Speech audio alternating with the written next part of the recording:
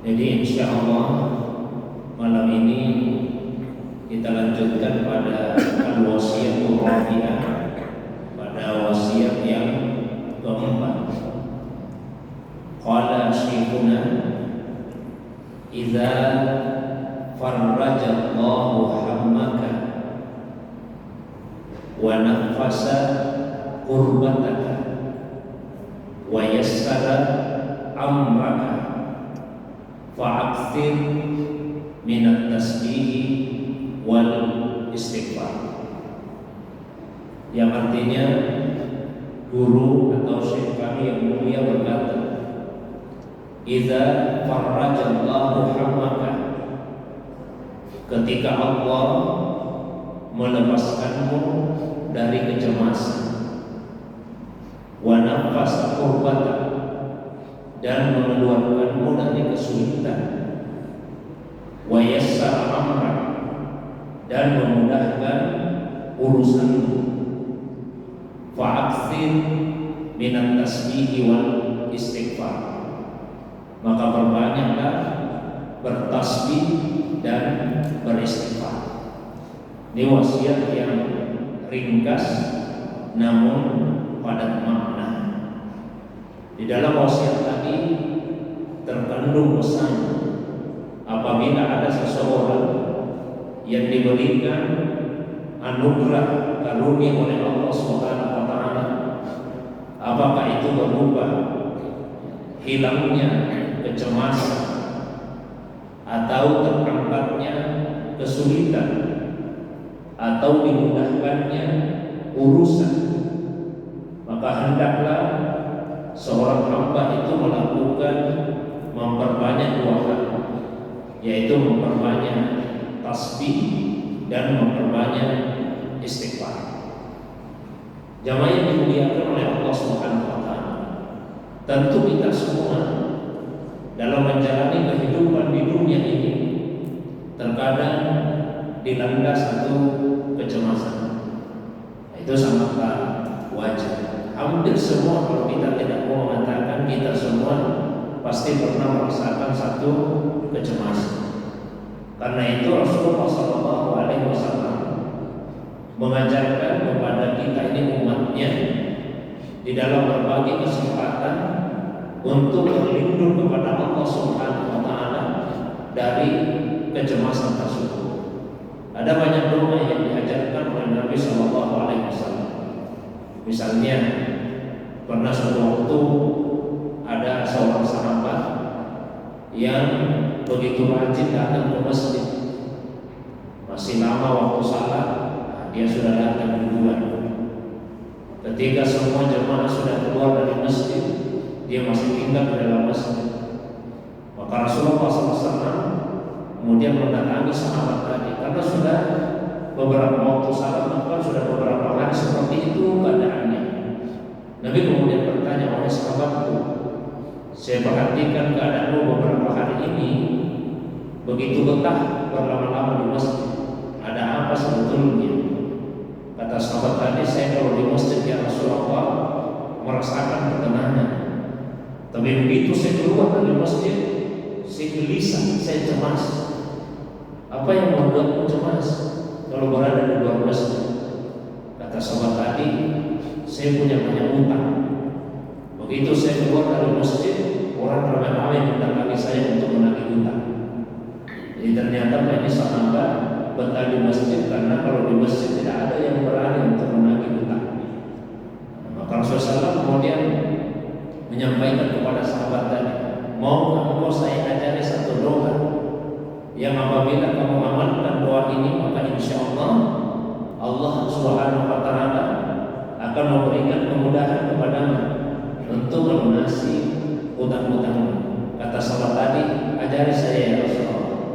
Nah, Nabi kemudian mengajarkan untuk membaca, Allahumma inni a'udzubika minal hammi wal hazan, wa a'udzubika minal ajzi wal asad, wa a'udzubika minal jubni wal bukhli, wa a'udzubika min ghalabati ad-daini wa qahri rijal. yang artinya, ya Allah, saya berlindung kepadamu dari kecemasan dan kesedihan. Saya berlindung kepadamu dari ketidakberdayaan dan kemalasan. Saya berlindung kepadamu dari ketakutan dan kekikiran. Dan saya berlindung kepadamu dari lilitan utang piutang dan intimidasi dari orang lain. Jadi ada 8 hal yang Nabi ajarkan kepada kita untuk memohon perlindungan kepada Allah darinya. Dan 8 hal itu berpasang-pasangan. Saya bisa dikatakan ada 4 pasangan. Pasangan yang pertama yaitu cemas dan sedih. Cemas itu pada sesuatu yang belum terjadi, mencemaskan masa depan. Kalau kesedihan terhadap sesuatu yang sudah terjadi. Jadi mohon perlindungan kepada Allah agar Allah Subhanahu wa taala mengangkat dari diri kita kecemasan akan masa depan, dan Allah mengangkat dari diri kita kesedihan akan masa lalu atau apa yang sementara terjadi.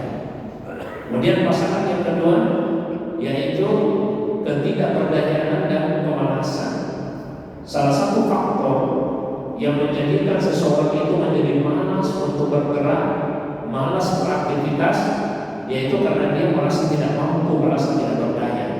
Akhirnya dia kemudian malas melakukan sesuatu. Kemudian pasangan yang ketiga yaitu ketakutan dan kekikiran. Salah satu faktor yang menyebabkan seseorang itu menjadi kikir yaitu karena dia takut miskin. Ketika ada yang merasa apabila sering bersedekah, banyak berinfak, hartanya akan kurang, bisa habis, maka itulah yang membuat dia menjadi kikir. Lalu pasangan yang keempat yaitu lilitan utang piutang dan intimidasi dari orang lain. Kalau orang itu sudah punya banyak utang, biasanya dia akan merasa tertekan hidupnya. Nah, inilah 4 pasang atau secara keseluruhan ada 8 yang Nabi ajari kita untuk meminta perlindungan kepada Allah darinya. Yang pertama sekali Nabi sebut yaitu al-ham, kecemasan akan masa depan.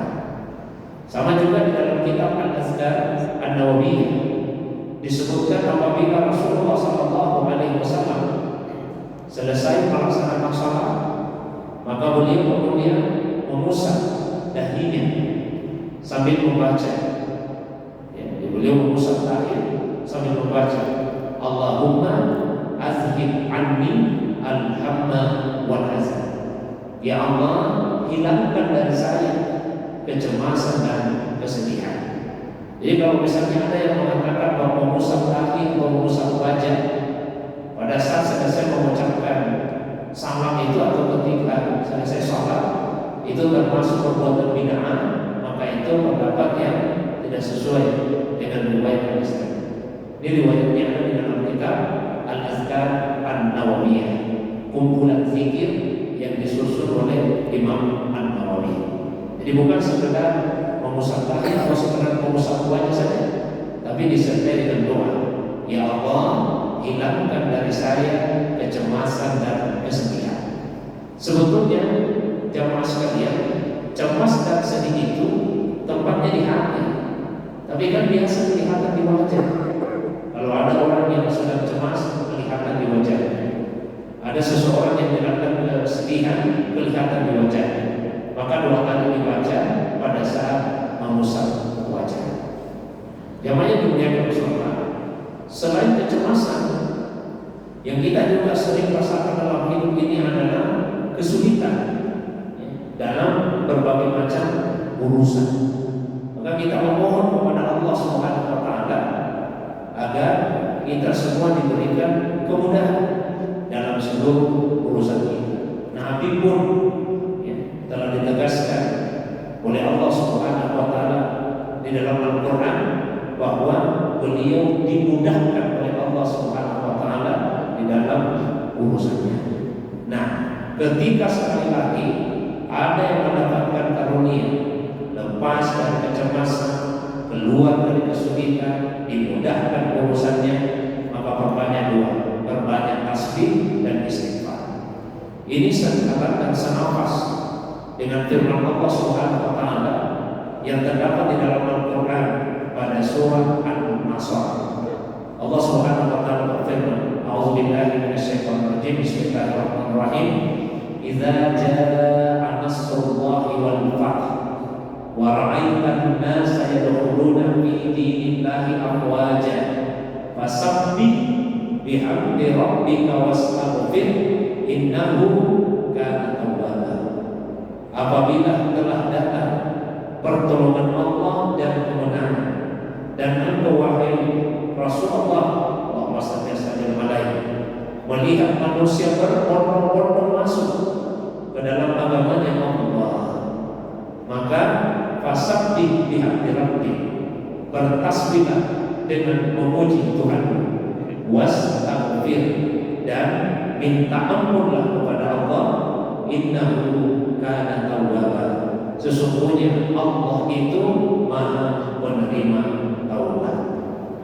Surah ini adalah surah yang paling terakhir Allah Subhanahu wa taala turunkan secara utuh di dalam Al-Qur'an. Karena surah-surah dalam Al-Qur'an itu ada yang turun secara utuh, tapi ada juga yang turun secara terpisah-pisah, beberapa ayat saja.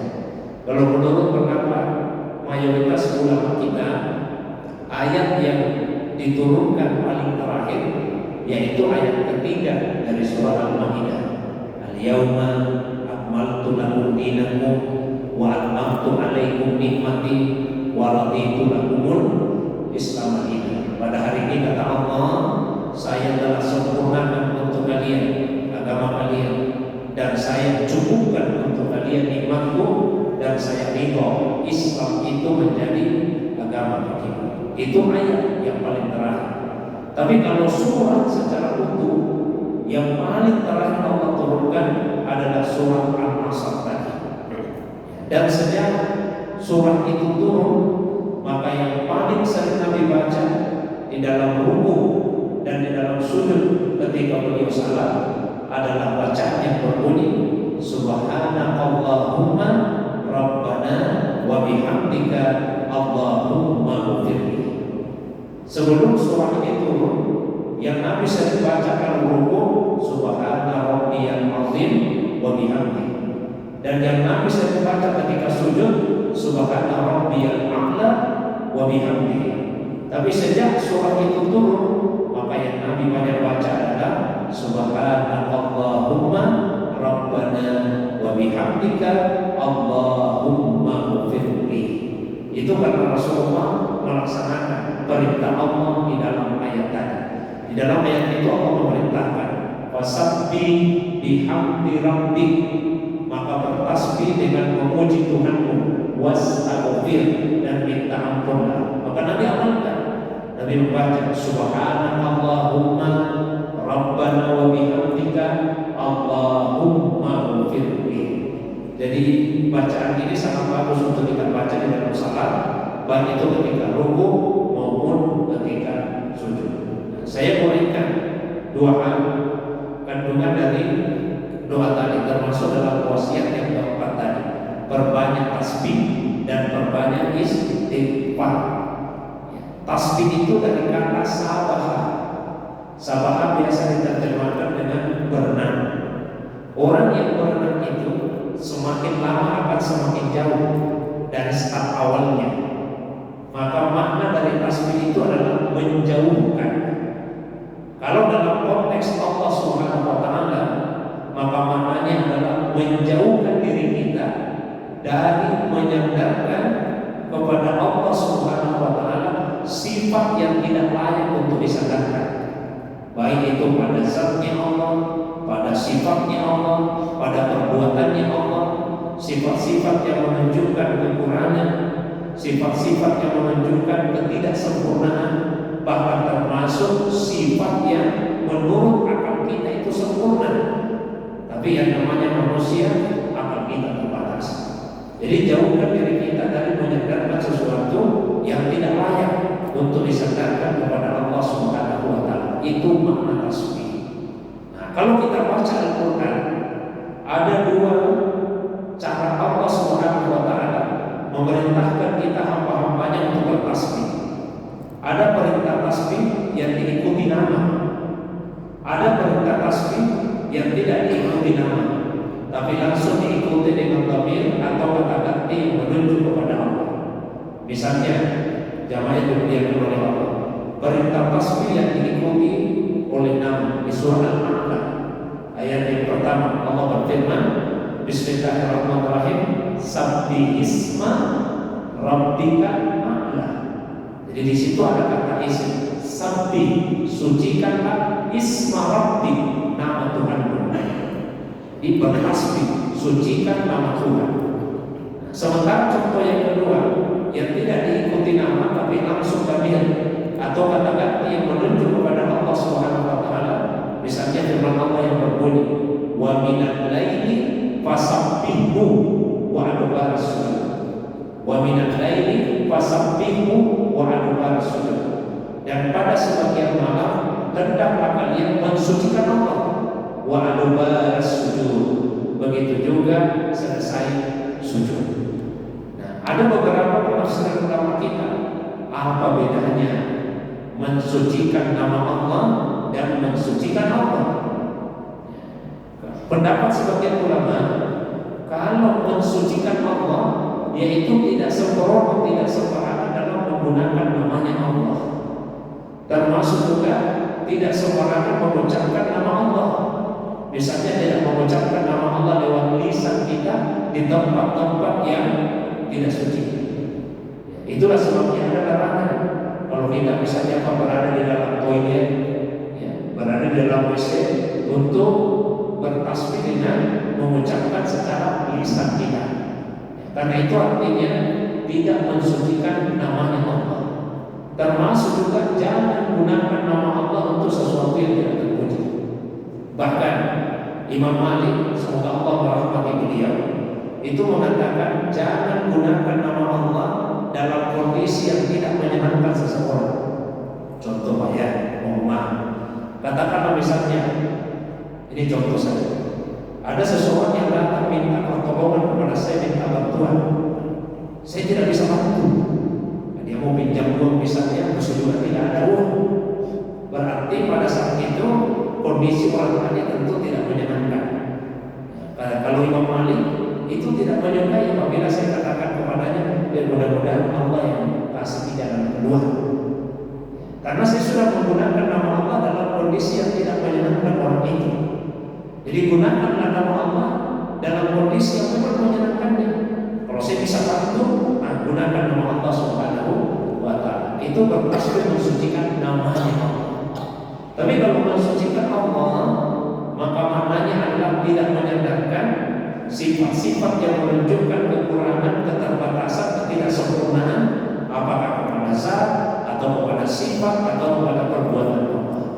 Kita sering jumpai di dalam